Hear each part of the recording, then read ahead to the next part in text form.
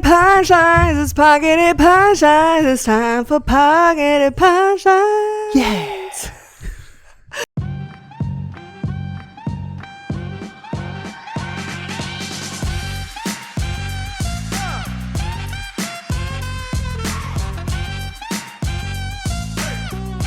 Welcome to the Love and Comedy Podcast, where two stand-up comedians talk pursuing love while pursuing stand-up comedy. And twist, your comedian hosts happen to be married to each other. I am one of your hosts, Aurora Singh. And I'm your other host, Drew Schaefer. And today our topic is investing. Wow. Yeah. Why would you take investing advice from two stand-up comedians? Yeah. And the reason why is because we're not talking crypto. We're not talking stocks. We're not talking multi-level marketing schemes. We are talking about investing in yourself and your couplehood.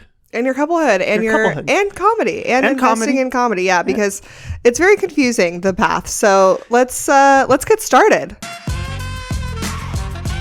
Okay, so let's get started. So investing, obviously people always associate it with money, but it could be time, it could be whatever else, your emotions, your mental capacity, whatever. There's investments. But let's start with the money part.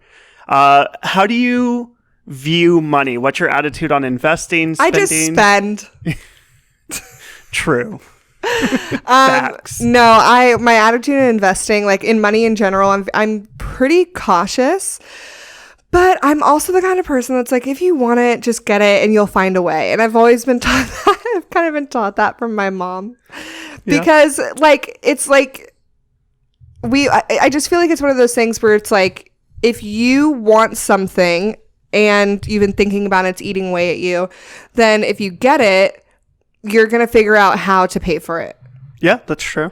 But, you know, I try not to overspend. I try not to keep up with the Joneses.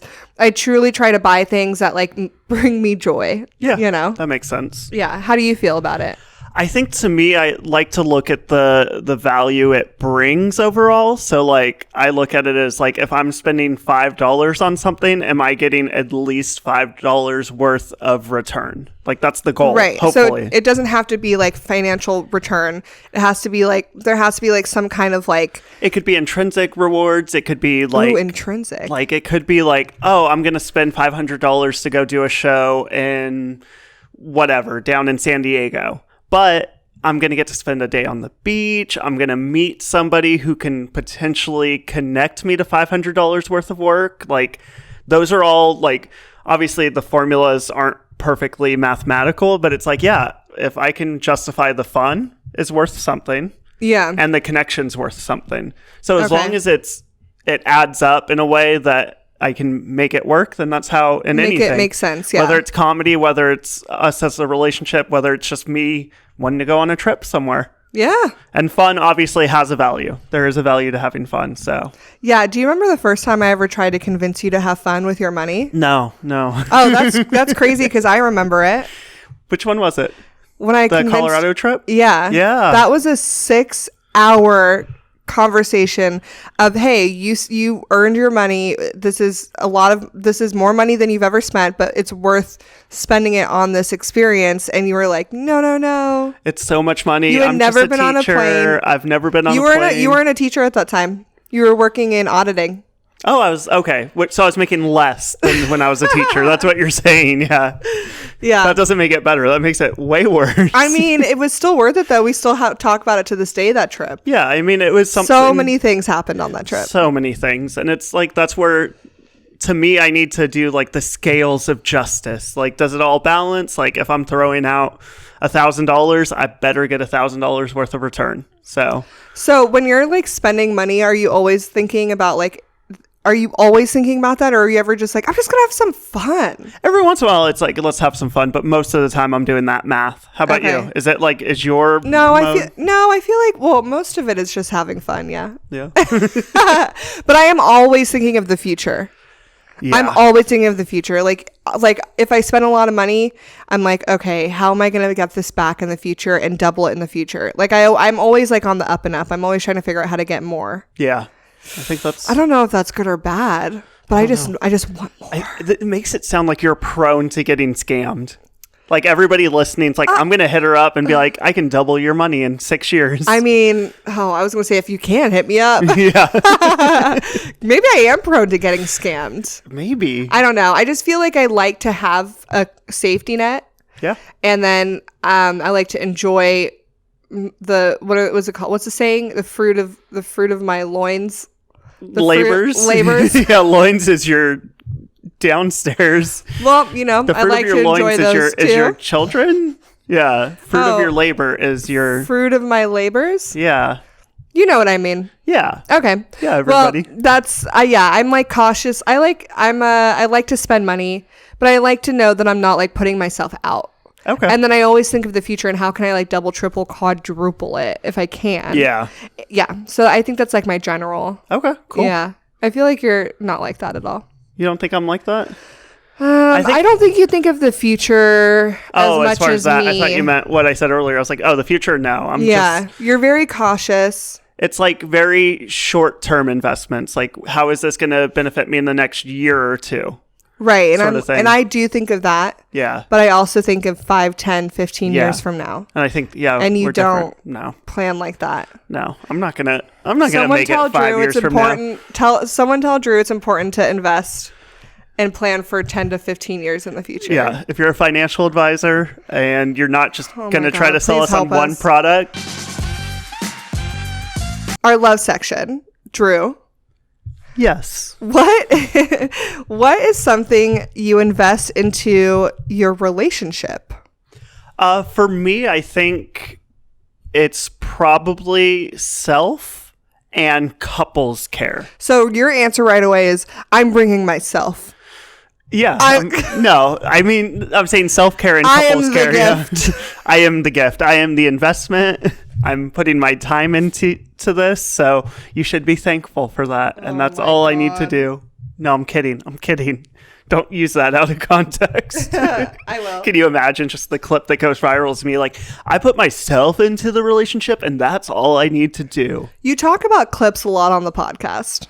I do. I think every single episode you're like, this is going to be a clip. Like, that you don't have to outwardly say that it's a clip. Like, just keep it inside. Some things don't need to be outside thoughts. But in my brain, like, my imagination is like, this would be what goes viral. Right. And half the white time, dude with a podcast and sitting here going, half the time you say it, I never make it into a clip. Oh. Okay. So what I invest in is self-care and couples care.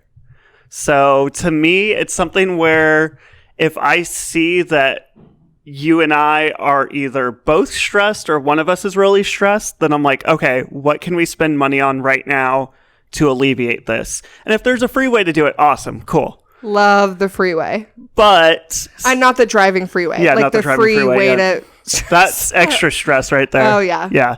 No, I mean, like, there's every once in a while it's like, okay, we've been working really, really hard and we're both really tired. Let's buy a little trip, a little getaway, and we'll go somewhere and we'll just relax for a day. Mm-hmm. And it's like, obviously we can't afford to do that every day or every week, but every once in a while it's like, okay, we can afford to go take a trip to Napa and get a massage. Like, okay, so what's something that wouldn't be a trip then? Something that would be like, if anyone, give someone who doesn't have maybe the budget we do. So I mean, something like even as simple as you just bought Rummy Cube. Oh my God. And that's like, so fun. It's such a fun little, how much did it cost? $20? I'm guessing? So, yeah. Like a board game, $20, or a puzzle, $20. Mm-hmm. And you can just relax and like in that moment, there's nothing else going on. It's just like, I got to beat you at Rummy Cube. So it's stuff like that where like that's a cheaper alternative or like the free alternative. Yesterday, we just were walking Lucy. We took her to a dog park and then we heard music and we're like, what's this? And there was a free swing music concert in the park. Yeah, it was like an outdoor amphitheater. Yeah. And we were like, oh, we don't have a blanket or chairs. And we're like, well, let's just sit on the grass. We haven't sat on the grass since we were kids. Yeah. And it was like, instead of rushing home where we had some chores we could have done or things we could have been working on, it was like, this is such a easy way to just relax for a second. I'm sorry, I'm laughing. Why? Because I think it's adorable that you're a grown man and you say, we have chores. We have chores. Like, it's not like house duties or housekeeping or like maintaining the home. It's like, we have chores. We have chores. Who cares? It's summer. Like, our parents are making us do chores. Yeah, no, it feels like chores. And Yeah. So, no, that's good. That's good advice. A nice free, there's events that go on everywhere. No matter what city you're in, there's something going on. So just finding those is like especially when the weather's nice like this. It's like, and it was so nice to take a little breaky break. And then that all is investing into your relationship because now you're not working together. You're not doing chores together. Or I mean, something that I feel like a lot of couples do because we do this too is like just go out and drink or something. Yeah. And it was nice to do something that's like, we didn't have to spend money. We didn't have to drink. We just took a break. And that was like investing in our relationship and creating that like time to relax and do some care together. Yeah. And in that case, it's like, you don't have to invest money in each other to have that self-care and couples care. That's nice though. It's like, it's nice, but just time. So it's like, I could have been like, time. There's a concert, but like, I want to get home and work on XYZ and let's just do that. But it's like, no, I prioritized in that moment. Let's just hang out and do something different and just relax for a minute.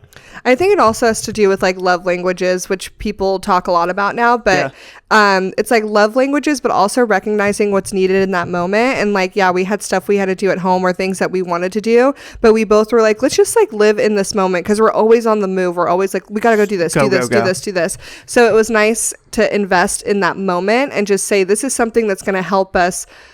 Like investing that time to just relax helped us today be more productive. We like got a good night's rest. We're more productive today. So it invested in us being able to do these things together today. Totally. So I think that's a great bit of advice. Trips are so nice too, but sometimes trips can be kind of stressful. They can be. So it's weighing the value of it. And what it's going to do for us, for sure. Yeah. So your answer is, to put it in a short sentence, would be like, the way that I invest in us as a couple and our relationship is with self-care and couples care. Yeah, that's one way. Yeah. I know you do a lot more than that. Yeah, we both do. And how about you? I invest in us by forcing us to go to therapy. And I think it is facts. I think it's important to invest in going to therapy because it helps our communication and it helps, I don't want to say understanding each other because it's not so much like we've learned this in therapy. It's not about like we don't need to understand why the other person is doing it, but I think it's about giving us perspective. Yeah. So definitely. like if you're acting or behaving a certain way or I'm acting and behaving or responding a certain way, then it's like you have the perspective or I have the perspective of why this is happening, and then we can see it and go, okay, well now I know how to handle it. Yeah, that's a good way of putting it, for sure. Yeah, so I think that investing the time for that hour that we meet with a therapist every 2 weeks or twice a month or whatever, it's like investing in that time gives us the stronger foundation to handle issues in the future, and then it keeps us moving forward in a stronger, more efficient way. Yeah. And with that, I mean, everybody now legally is supposed to have insurance in the US. Mm-hmm. So it's like whatever insurance you have, there's probably options for either individual or couples therapy. Some insurances don't even have copays on it. Others, it can be $30 to $50. So it's like, if you have it for free, then it's just a time investment because you're already paying for the insurance. You have to. If it's a copay, then it's like, finding a way to put that into your budget. And like, if it's $30 once a month and you can, they always say cut out your cup of coffee or whatever, but it's like, I think it's prioritize the money to pay off in the best way. I also think, I also think that investing the time to go to therapy, whether you have a copay or not, right? Mm-hmm. I think it's important to do it even if you feel like nothing is wrong. Yeah. Like even if you feel like you don't need it, because it can help make that foundation stronger. I like to compare it to cars. We all need, well, I don't want to say we all. If you live in New York, you probably don't need a car. But but like We all have a car. Like most of us have a car that's our brain. that helps us get to work. Yes. Or get to the grocery store, or get whatever we need, right? You need that car to get around. And if you want to get to places, you have to maintain that car. So even if you have a luxury Mercedes Benz and it's like you have like a G-Wagon, you're just like driving around in that G-Wagon, are you never going to get that car serviced because you have a G-Wagon? No, you have a nice ass car. So what are you going to do? You're going to maintain that nice ass car so that it stays super nice. Yeah. Right? You're going to get it washed. You're going to get it polished. You're going to get it waxed. You're going to get it serviced. You're going to get the tires rotated, the oil change. You have this nice thing that you've invested a lot of time and money into. So you're going to maintain it so that it keeps running until you resell it and upgrade it and do whatever. Right? I'm not going to resell and upgrade my partner. I hope not. I know you've always wanted a taller model, but... No. Yes, and why do you always try and make me the bad guy in this thing? No, but it's like that's what I'm saying. It's like you always want to, if you have something good, you want to maintain it. Exactly. And I think that's why it's important, even if it's a good relationship, to invest just like you would into a car, and you invest in the oil change, you pay for the oil change, tire, all this stuff to maintain it. You need to do the same thing for your relationships and for yourself, but health, mental health, your relationships, all of it. I think it's important, especially just in like speaking of love, the love part of it. I just think it's so important. People forget that. People don't think of that. They're like, well, our relationship is good, like we don't need to go to therapy. What happens when it's not good, though? Yeah. What happens when your car breaks down? What are you going to do? All of a sudden, you're scrambling. Oh, I don't know. Oh, I had to get my tires rotated. This could have been avoided if I got my... It's like, if you would have just maintained your car, you wouldn't have had this issue. Yeah, it's like the engine was leaking the last 20,000 miles, and if you had brought it in on day one... It would have been fine. We would have been able to fix it right away. Now there's It's like not putting gas in your car. It's like, wait, I ran out of gas? Yeah, you have to put gas in the car. Yep. Well, I thought it was fine. It was running around great. Well, yeah, but now something's wrong that could have been avoided. That's a very good way of thinking of therapy, because I think for too long people have thought of therapy as like, oh, I have to admit I'm broken and that's why I'm going. But it's like, no, you're not bringing your car in to get an oil change because it's broken. No, right. You don't. You're like, want my it car's to break. running smooth and I just want to make sure it stays that way. And then they're like, real. Okay. For real. So that's what I like to invest in. What's one of the things I like to invest in is couples therapy, because it's important to maintain it. And then obviously individual therapy is good, because if you're putting in the work together, you got to put in the work separately too. Yep. You know, sure. It's like being a team. It is a team. And two players on the team, you work together as a team, but you both work out on your own too. Yeah. True. It's a lot of metaphors. Yeah, and I feel like we did the team thing last week too, and people are like, "Oh, they're such a good team." As you're literally getting ready to go play basketball, and I know, if you can see me right now, I'm dressed in my basketball gear, my one pair of basketball shorts. Yeah, I just love you're gonna go play basketball, and I'm gonna read a book. Like, if that's not us in high school to a T, like, yeah, we're gonna spend our time. How cute. Jocks and nerds can get together. You know what's wild too is you're going to drop me off at this basketball practice, and I'm going to play with my team that I played with in high school. Yeah. At the high school that my mom used to drop me off at to practice with this exact same team in high school. So who would have thought that I've gone nowhere in life, that now my husband is dropping me off at the same high school with the same girls. This is also oddly the second time I've been compared to somebody's mother this week in the way that I treat them. And I'm like, this is not a pattern I want to continue, everybody. So this is where we're at. If I remind you of your mother, do not comment on our podcast. Please comment on our podcast if Drew reminds you of Especially not when I say no. You know what people are gonna comment that I remind them of? What? An evil stepmother. They're bully. Okay. I was gonna say they're bully because you're like, I'm the jock. I'm gonna go dunk on some people. I'm gonna dunk on these hoes. Yeah. Okay, so we talked about investing in the relationship, but let's talk about comedy a little bit. What are some ways that you can invest in yourself as a stand-up comedian? Oh, wow. Okay, invest in yourself as a stand-up comedian. Yeah. That's a good question. And my answer, there's so many things going through my mind. That's why it's taking me a second, because we don't have that much time. Yeah. I think one big way you can invest in yourself in a stand-up is Oh God, what are ways that I've invested in myself? Watching film. So yeah, investing time, because time is money. Time. Yeah. It's like you could take a second job, or you can spend that time being a stand-up comedian. So it's like time is money. So time, okay. So you've used time. I think time is the best investment you can do in stand-up.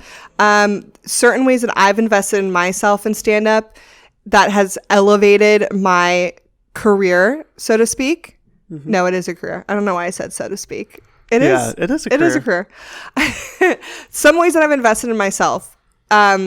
I have invested in my stage look. Okay. I personally am a woman in comedy, and the way we look on stage matters, which is so stupid. But I've gotten comments from people that's like, oh, I love the way that you dress now and blah, blah, blah. And it's like, ugh, I hate these comments. But also, investing in my look has built my confidence in stand-up. So I invested time into watching videos and learning how to do makeup. I invested money in going and buying that makeup and like learning how to put it on my face, and also invested money into buying outfits that make me feel confident on stage. And all of that is to say that it makes me feel like I'm more powerful and I'm more of a presence. So like I can deliver my jokes a certain way. Mm-hmm. Not to say that I do glam every single time I perform, because it's not about being glamorous on stage, but it's about me feeling like my best self every time I'm on stage. So even if I'm wearing jeans and a t-shirt, knowing that like I'm not just putting this on because it's just what I have. It's something that I still like and makes me feel like Aurora sing comedy on stage. That makes sense, yeah. I've also invested time in like watching videos. Like I said, I like to watch myself on stage and see little things that I'm doing that aren't necessarily that might be distracting or taking away from the joke. Sometimes I do things that like deflect from the punchline. I like to watch and see what I'm doing that's accentuating the punchline and like making people go, this is where I laugh. Because sometimes I've noticed that I do certain things that's like, this is your cue. Yep. So I want to keep those things. Okay. And what else do I invest in myself? I think there's so many things to invest in yourself, but I will say this. Overall, I invest in myself. And what I mean by that is like in stand-up comedy, it's you on stage and it's your business. So I invest in myself as much as I can. Mm-hmm. So that means self-care. That means finding new ways to stay organized. That means working out, not so much to look a certain way, but because it makes me feel like I can stand on stage for long periods of time. I can talk and laugh and like stay healthy enough to be in front of an audience. Investing in myself and having food in the fridge and like just having like the little things, getting my nails done, anything that's for me to make Aurora feel like her best self. That's how I invest in my stand-up, because all of that is going to help me be a better performer. Yeah. That makes sense. Does that make sense? Yeah. Yeah. And all good things, yeah. I mean, yeah. And then like, as far as like joke writing goes, I mean, I invest in my joke writing as like by watching film. Like I just put in the work, you know, and then you got to do all the clips, you got to do all the marketing, you know, all of that stuff is a part of it, but that's the business side. So then it comes into investing in your business side, which I know we'll get into a little bit, but it's like the business side of stand-up is, it's a interesting conversation of investing, because it's you have to time it correctly. I feel like, right? There's a lot of, But investing in yourself as a stand-up comedian just really means investing in yourself as whatever your name is. Yeah. That's who you need to invest in. What's going to make you a better performer? Yeah. What do you do? I think for me, like earlier when I said how I view, you know, money and time and stuff like that, is I see if I'm going to get the best value out of it. So for me, same thing with time. It's like early on when you're starting out, you should be doing as many open mics as you can. But now I'm at a point where I'm like, okay, I can either go to this open mic where it's going to cost me X dollars to park. It's going to cost me 2 hours of my time from when I get there till I can leave and after doing my set, sort of thing. Like, what can I do with that 2 hours instead?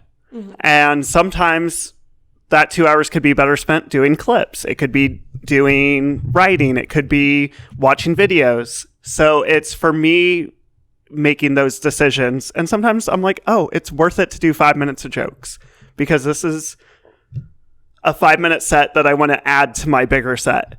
And I think it's good. I just need to work out like the rough edges, basically.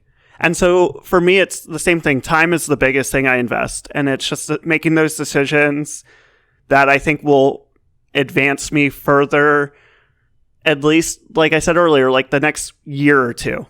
Like I'm looking at, okay, like if I drive to the show in the Bay Area, I'm going to meet 6 Bay Area comedians I've never worked with, and I've seen them on shows. So like they're people worth knowing and working with, and they're clearly good. Like we're all on the show together. So I'm going to make that drive. I'm going to use that time that I could have been spending doing XYZ. So it's, for me, it's always investing time and making the best financial decision. Mm-hmm. But as far as like value of time. Yeah. So yours is time. Time for sure. And I mean, you also invest in yourself too. In small ways, yeah. I mean, like we just got a new camera.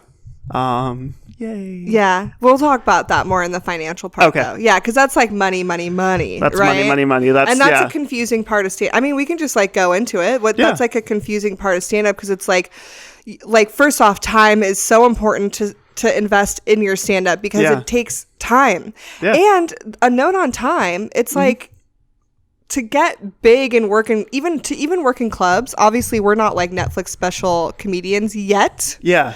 But to get in, even working in clubs and stuff, that all takes time. Yeah. So why would you not take that time and put it into yourself? Right. Yeah. And I think it's sort of like, I don't know if you've seen the story online. It was like a little meme that went around for a little while, but it's like somebody was having an issue with a squeaky floor. And nobody could figure it out. They tried everything. And then they hired a contractor who charged them $500. And the contractor walked in, looked at the wood boards, and put one nail in one spot. And all the squeaking went away. And the person said, why would I give you $500 for a minute of your time? And the person said, okay, so it's $5 for the minute and the nail, and $495 for me being smart enough to know where to put the nail. Boom. Like, it's those years of experience. It's all that time. Like, I've gotten it before, like with corporate shows. There's comedians like, oh, it's an hour show. I'll just charge them $50. It's like, no, you can charge more because you know where to put the nail if you're a good comedian. Yeah, and that's why when people are like, you made $200 doing this and this, it's like, yeah, because I had to invest. Because none of you guys could. None of you guys could do that. Yeah. I invested years and years and years perfecting these jokes, making sure they work. Like, it's all that time behind the scenes that people don't realize. Yeah. And that's the time that you're talking about. Because then once you've invested that time, you can make $500 for one nail. Yeah. And that's exactly why investing time in your craft is important, and investing the time and money into yourself. Like you need to invest. Okay, so now we're talking. Drew mentioned we got a new camera. Yeah, Yeah, it's not the one we're recording on. No, we've been borrowing. Oh my gosh, because we need to say. Oh yeah, because we're recording live from the Sacramento Comedy Spot. Woo! Thank you so much for having us and letting us record here. We are alive in the Comedy Spot podcast studio. And Sacramento's nonprofit comedy theater. Yes, and education center. They teach classes. Yes, and they are on to really big things coming soon. Yeah. So stay tuned for that. I'm really excited for them. But yeah, you can take comedy classes here at comedy workshops, stand-up workshops, improv, filmmaking, sketch. Okay. Yeah. Everything. And then they have all kinds of shows here. They have like drag shows. They do live podcasts. They do everything. Variety shows, everything. So check them out online. I think it's satcomedyspot.com. But like, I feel like everyone just goes to Google and then goes to their event page. Like, you'll figure it out. Yeah. So it's not the camera we're filming on. They're letting us borrow one. But we did get a new one because if you've seen some of our stand-up clips, some of them are a little grainy. So now that we've been doing comedy for a while, that camera is 8 or 9 years old. It's old. It's like 8 years old because, you've been doing comedy 9 years. Yeah, now. And it's a HD. HD, just basic HD. And I think it was honestly like pushing to get to HD. Yeah. So we got this camera when we first started. So yeah, let's talk about the progression of the camera. Yeah. Yeah. So we got this camera when we first started doing stand-up. We were probably like a couple years in, maybe not even 2 years. Yeah. I wasn't 2 years in. Less than 2 years in. Yeah. And that's a good point. Yeah. Because we want to talk about like financially. The progression, and when you're starting out in comedy. How do you spend the money? Where do you spend the money? Yeah. Here's what I think. Okay. I think in the beginning, starting stand-up, your investment is mostly time. Yeah. You're investing time, which is costing you money because, like you said, am I going to drive 2 hours to go do 5 minutes at an open mic? How do I put my time, right? Now your friends are going out Saturday night. Woo, let's go out. Where are you? You're spending your time at an open mic hanging out with losers who are doing jokes about their dick. Let's be real. This is what we're doing. A lot of them, yeah. This is what we're doing, right? Yeah. So you're putting in the time. You're skipping parties. You're skipping events. You're like, sound recording on your phone. Sound recording on your phone. Right. That's something we got told early on. Record every set. And when you first start out, it's okay to do audio. But at some point, when you start taking yourself seriously, you need to get a camera. I also think we started stand-up. Well, I started in 2014. Yeah, I started 2013. Which is wild to think because that was 9 years ago. And the internet was very different 9 years ago. And having content out like this was mostly on YouTube if you wanted to start a YouTube channel. But other than that, there wasn't really like a platform to like put out content. No, Facebook, didn't really. Yeah. The videos were Instagram was just picking up around 2014. But it was mostly pictures. It was all they didn't have video. I didn't think they did. Okay. So, God, let's make ourselves feel real old. Yeah. So like. But I remember, my second ever stand-up like set got recorded by a friend on their cell phone. They uploaded to YouTube. Yeah, oh my gosh, yeah, mine was on someone's phone. Like, I don't even know what the numbers, like, not even 540p. Like, you know what? Instagram did have videos back then. Did they? Because my friend recorded my first set and I posted it. Or maybe I didn't post it. But I remember someone recorded on their cell phone and posted on, maybe it was Facebook. Yeah, I remember seeing it on Facebook. Yeah. Anyways, so you could, but it wasn't like the algorithm didn't push it to the top. And no one cared about the algorithm. No. That wasn't something we were even thinking of in 2014. We were just like, here's a video, boop, and just put it on the internet. Like, we weren't like, I gotta get the algorithm. And you could still sort by most recent, so you could see the most recent. If someone said algorithm in 2014, we'd be like, is that a virus? Like, we did not know what that meant. Yeah. Like, let's you mean like formula? Yeah. Algorithm as in formula for math? I would not even know that. I would be like, algorithm? Nope. Different language, different time. Okay, so the point is, you didn't really need a camera. No. We got a camera. Why did we get a camera? So you wanted to start doing some vlogs. Oh, remember before podcasts? Well, yeah, I mean, at the same time as podcasts. Well, because, that's what I was just saying was that your main place for content creating was YouTube. Yeah. So I was like, I'm going to create a YouTube channel. Never started it. Nope. But then I was like, let's just start recording our sets on this camera, I think. Yeah. Oh, I know why. Because we wanted to start doing festivals and you needed videos of yourself to submit to festivals. That's what it was. And we had talked to people and they're like, having your friend hold a shaky cell phone camera in the back of a room isn't the video that shows you're a professional. Right. So we were like, okay, let's get this little camera. And I remember how we didn't even know how to change the settings on it. Yeah. It was at the highest ISO setting, which if you don't know cameras, that means like... It was so bright. So bright. Like, I've looked at the videos back then. You couldn't see my face. Like, I was like a ghost. I looked like a white shining ghost on stage. And we didn't change that for a long time until somebody good with cameras... It was like, just press this button. Yeah, and we're like, I think Nick Larson was the one. Came to Reno, did a show, and he's like... Why's your ISO so high? And I was like, huh? Yeah, I mean, so we decided to get this camera. The camera we got was a Canon. It was from Sam's Club or Best Buy. It was from Best Buy, yeah. And it came in a box. Or it was like the vlogger kit. It was a vlogger kit. Yeah. And it literally was this Canon camera that came with the boom mic and I think a bag. It came with like the battery, a couple things, battery, SD card, It came in like literally a box that was like, here you go, do some vlogs. Yeah, and they still do that with like different cameras. And it was like $800 or something. So we decided to buy it. We ended up not using it for like a year, I feel like. And then all of this happened. We figured out the lighting, all that stuff. We decided to buy that camera because we wanted to take it seriously and go into festivals. We've had this camera ever since. Yeah. And in the beginning of stand-up, we're investing all of our money basically in gas. Yeah. Because we're driving from A to Z and Sacramento, Reno, everywhere, just like trying to get up on stages. And rarely making even gas money. Like until you're starting to feature closeout shows. I don't think I started making gas money until like 2020. Yeah.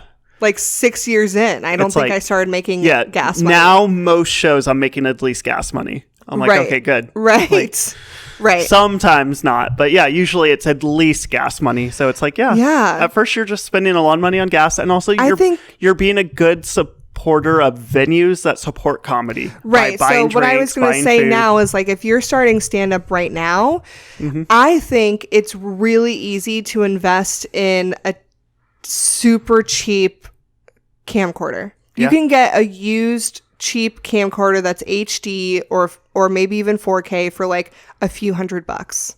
And if you're going to be spending all this money in gas, you might as well get a clip out of it. Right. And you might as well start recording yourself, because even if you're not ready to start submitting yourself to festivals, even if you're like an open micer, watch that film like an athlete watches film. Yeah. Watch it, listen to yourself, and watch yourself, because you'll notice things that you do and don't do. And you'll hear yourself talk and you'll go, oh, add this. Just like how you watch other stand-up comedians in front of you perform and you're like, oh, I thought of a tag for you. Yeah. Do that for yourself. Yeah. And so I think that's the best way. And if you can't afford a camera, you have a phone with a camera. I promise you do. Yeah. Record your set. Record your set in some way. Buy a tripod. You can go on Amazon and buy a tripod for $10. Yeah, for your cell phone tripod, there's so many options. Do that. Have a friend hit record, or you hit record on your way up to the stage. Do not have someone hold your camera. Do not have somebody hold your camera. Set it up at the bar. Yeah. If you're serious about comedy, then make the investment in yourself. In yourself. See, that's what I'm saying. Invest in yourself. Comedy is your business. Yeah. People don't have successful businesses without spending a little bit of money. And you don't need to spend hundreds of dollars to be successful and stand up off the bat. No. Invest in your jokes. Yeah. What's one way that you've invested financially into your jokes? I think for me, I've definitely bought and also added to Christmas wish lists a lot of comedy writing books. So Theory of Comedy, like different ones. Like I'm thinking like Poking a Dead Frog was a good one. There's some that I've read about screenwriting just to get an idea of how to write a TV pilot. So there's just lots of books out there that I was like, I just want to buy and have. Yeah. Another way you can invest financially into your joke writing when you're first starting stand-up is a comedy class. Yeah. You and I have never taken a stand-up comedy class. No. But I know a lot of comics who have. I know one comic right now who's very successful, and she started in a stand-up comedy writing class. Yeah. So it's not for everyone. It's not there's no one way to invest in yourself in stand-up starting out. We're just saying different ways that you can. Yeah, that's a way. And Comedy Spot has classes. Comedy Spot has classes. So it's a way. Yeah, obviously it's not for everybody, but they do teach you the basics of writing jokes. They challenge you. They push you to perform, and it's a really good start for a lot of people. Yeah. Another way that is very, very small financially, and a lot of us don't even pay for it, is watching Netflix and HBO. Yeah. Find a few comedians that you love, pay for a subscription, buy a subscription to HBO Max or whatever the heck it's called now. Yeah, just Max. Max and Netflix, and start watching stand-up. Watch as much as you can. Amazon Prime has a lot of really great specials as well. Yeah. And find comedians that you love, watch them, study them, understand how they're telling a joke. Because a lot of people go into stand-up and they're like, I'm just going to figure it out, which is great. That's what we did. Yeah. But it took a really long time. It did. And it's like, you start to see the techniques they have. Right. You can start to dissect it and you can see the patterns. Yeah. Yeah. And it's like, obviously don't fully copy other comedians, but you'll see a lot of comedians you can kind of tell who they're influenced by. Like, oh, that person's, especially early on when we moved here in Sacramento, there were like 4 or 5 comedians that were doing John Mulaney and not copying his bits, not doing his jokes. The formula and the cadence. The cadence. Yeah. It was exactly like if they gave it to John Mulaney, he would take it and do their jokes. Like that level where it's like, oh yeah, you're timing it the same way, you're setting it up the same way. So but this is all part of the time and finance into starting stand-up. It's like, I mean, it works. Like, it gets you the laughs to give you the confidence. You see the jokes, and then you start to put your personal tweaks on it. So watch comedy to see what works, and then it's change gonna it cost based on money you. to watch it. Yeah, and then spend the time and money into watching yourself. Yeah. Buy books, go take a class. And you're going to spend a lot of money on gas in your car. So invest in your car. Yeah. Get a car. If you don't have a car, get a car. Yeah. Because another way to start investing in yourself financially in stand-up is if you have a car and you start talking to stand-up comedians who are driving to the Bay, like for us, the Bay's 2 hours. So if hopefully this gets a reach and people are listening to it in other parts of the country and the world, right? Yeah. So like if you are talking to comedians who are like needing to drive around for stand-up, you can be like, hey, I have a car. I'll offer you a ride. Can I get 5 minutes? And I just want to watch you perform and support the club. Now you have an incentive for people to bring you out and expose you to comedy club bookers, owners, better comedians, actual rooms of comedy, not that aren't just bars and restaurants. Yeah. So invest in anything that can make your business grow. Think about it. Any obstacle that I've ever had in stand-up, every single obstacle, I'm like, okay, this is an opportunity where my businesses can grow. Yeah. So anytime where someone's like, oh, your joke about this is pretty low-hanging fruit. I've had people say that. Yeah. I had 3 comedians I met at a festival. I met them at the festival. I did not know these people before. I known them for like a day and a half, and they saw my set during the festival. And I was like, what did you guys think? Like, how was my set? They were like, do you want honest feedback or do you want us to tell you did a good job? I said both. Yeah. I said, please start with telling me I did a good job. Yeah. So they told me I did a good job. And they're like, honestly, you did a really great job and you were doing so good, but your closing joke was so disappointing. And I said, what? And they're like, it's just not what we wanted from you. Like, it was like, so it wasn't like low hanging fruit, but they're like, it was just so easy. Yeah. And I was like, well, it kills. And they're like, yeah, because it's like hitting yourself with a frying pan. Yeah. It's going to kill. Everybody gets it because it's so easy. Yeah. It's like right there. And so I took that and I was like, okay, this is an opportunity for my business to grow. This is an opportunity for me to get better. So I haven't done that joke in a long time. Yeah.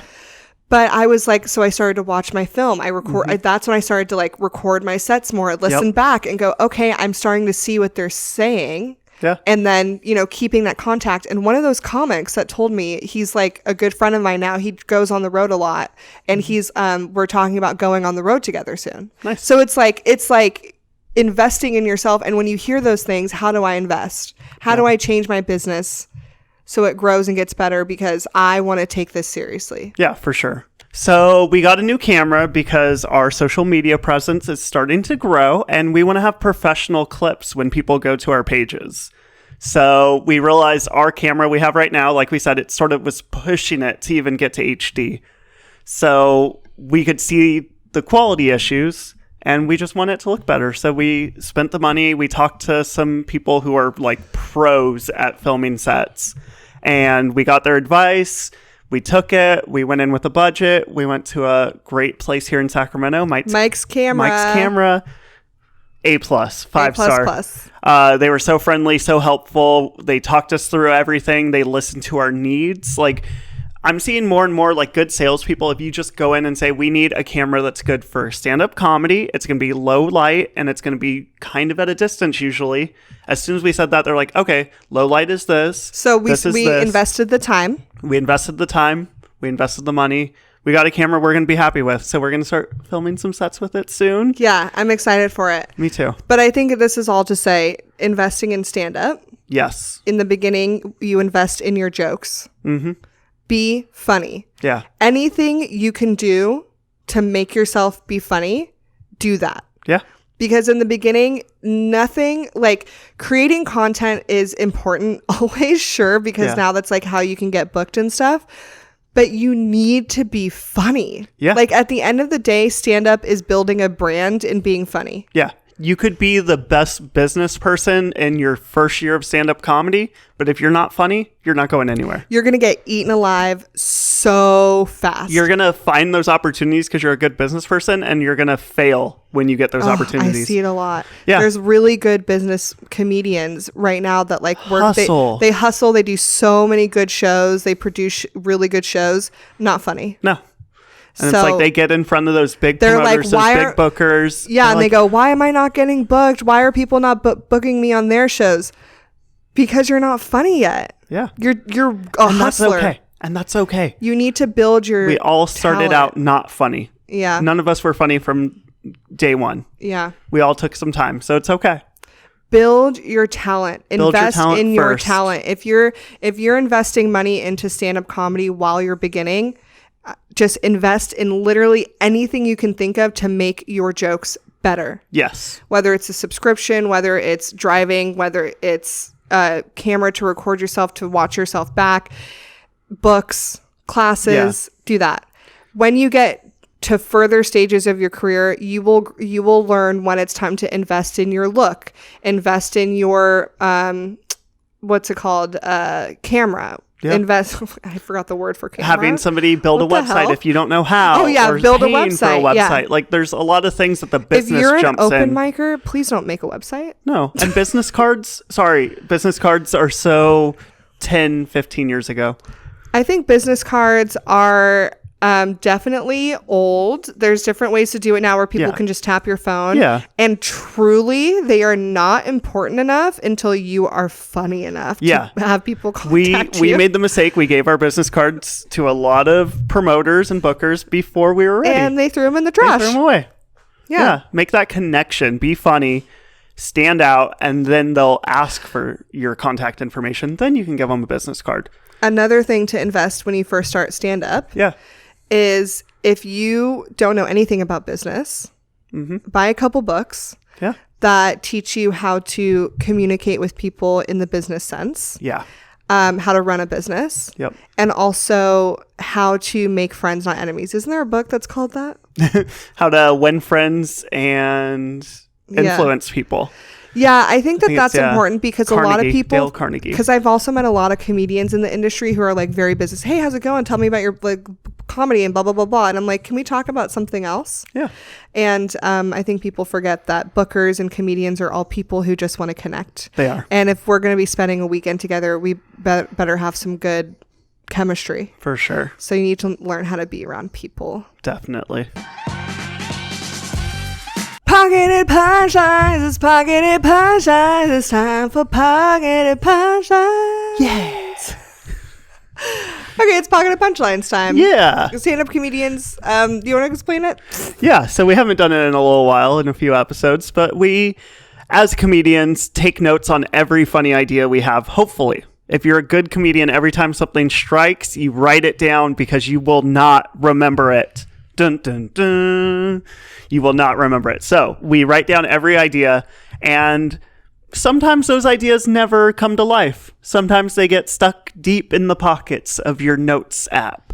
And Are they pocketed punchlines?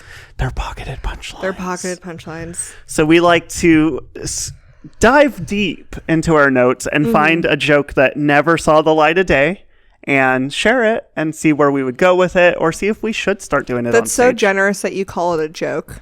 Yeah, sometimes like it's a an premise. idea. Yeah. It's a premise. Sometimes it's an idea. It's just a story. It's a story, yeah. So do you have one today? Yeah, I think I have one. I'm trying to think which one's the best one. Okay. Okay, I'm gonna say this. It's not very long. People in Nevada are serious about how you state their name. Yes. Like, you could be in a 3-year relationship and they say it wrong and they're out. This is how you say it. Nevada, not Nevada. Oof. Oh, that made me cringe just saying it. Oof. So that's the pocketed punchline. Is that it? That's it. Did you not pay attention at open mics? That's all I have. That was like a very... I know. Well, this was written. Oh, I forgot to say when it was written. Yeah, when was this written? This was October 8th, 2021. So we had been in the house for a minute. Okay. My I'm like, brain was wow. frying. Yeah, this is we had just moved in. We were just about to move into our new place October 2021, I think. Oh yeah. So we had been in our house. We were just kind of slowly coming out of the pandemic. No, that was we had moved in 2020. So yeah.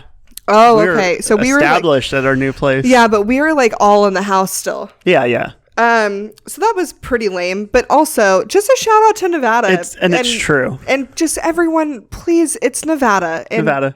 It's very serious, and if you say it wrong, it's rude. There's something about, like, on TV shows, they'll be like, yeah, I'm a special agent from Las Vegas, Nevada. I'm like, you're not. You know what? You know what's so frustrating to me? What? Is that white people from Nevada... Oh, I'm going to fix that. Mm-hmm. Okay, this is what's frustrating to me, okay? Is that people from Nevada get so frustrated when people say Nevada or whatever. Like, they say it wrong, right? But most people in Nevada will, like, get people of color's name wrong.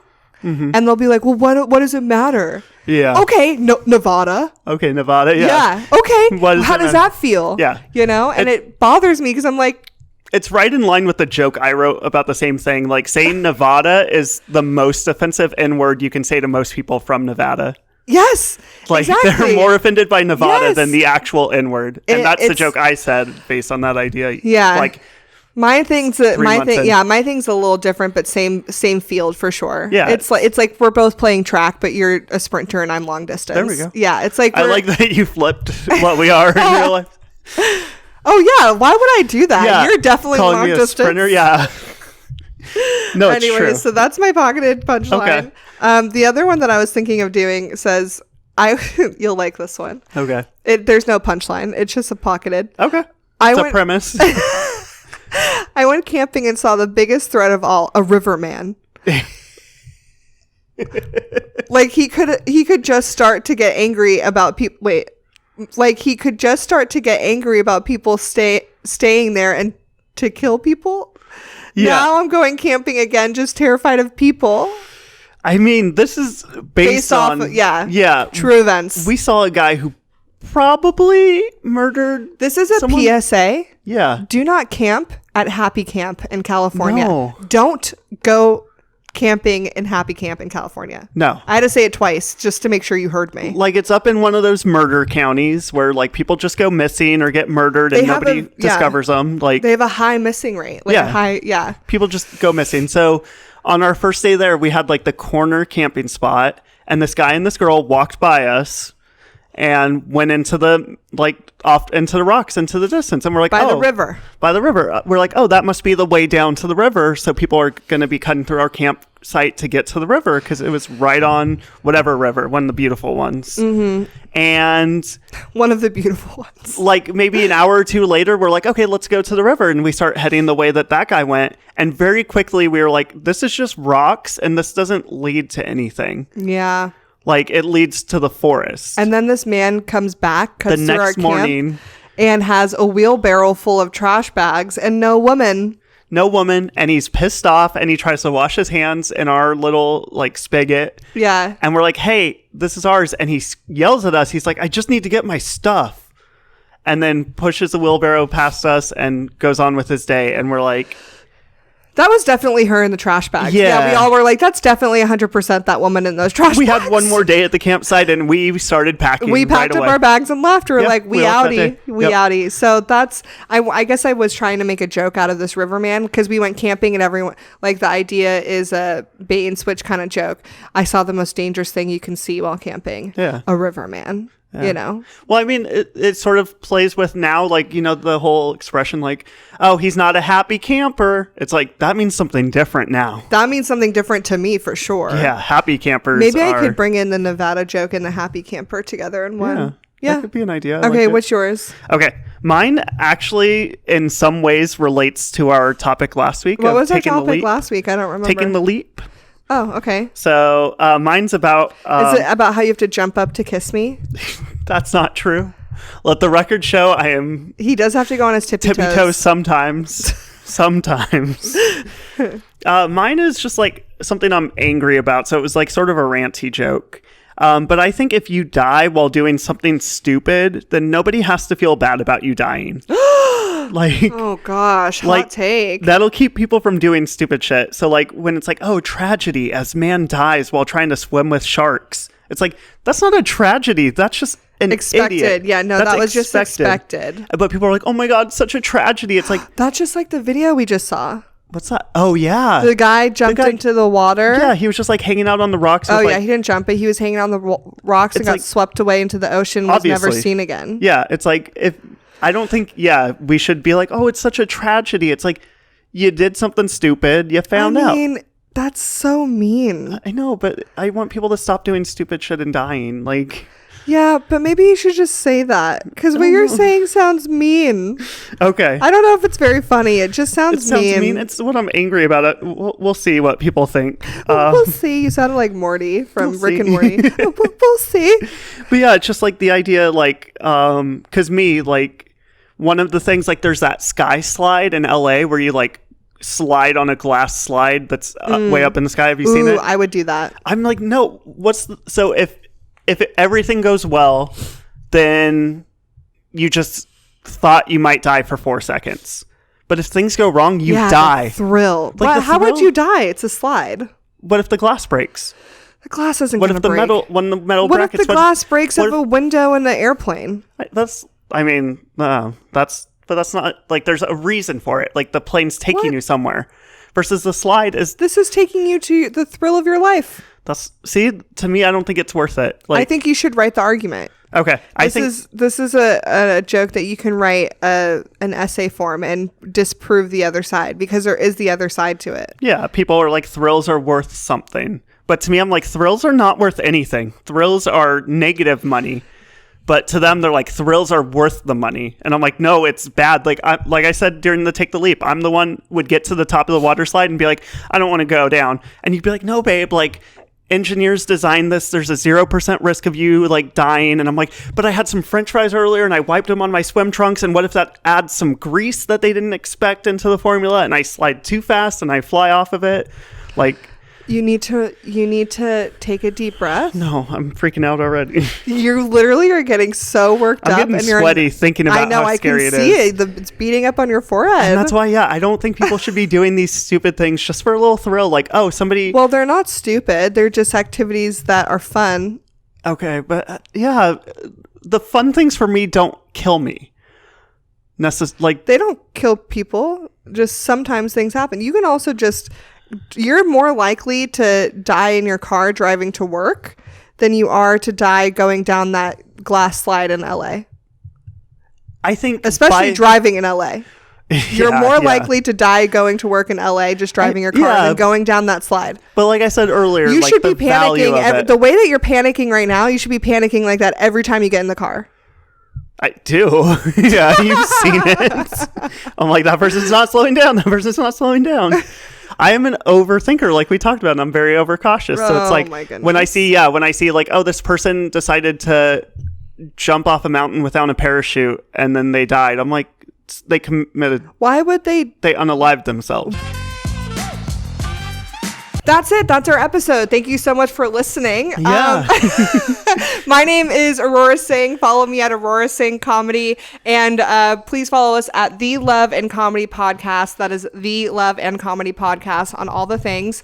And we release episodes every Thursday. So make sure you like, follow, subscribe, hit the smash buttons for all the things. Yeah. And rate us. And I'm Drew Schaefer at Drew Schaefer Comedy. Thanks for listening to How to Invest in Yourself and Your Relationship on the Love and Comedy Podcast. Yes. And also just a reminder, only 3 more episodes of season 1 after this. So stay tuned for all special announcements and stuff like that. So we'll see you again. Love you. Bye. Bye.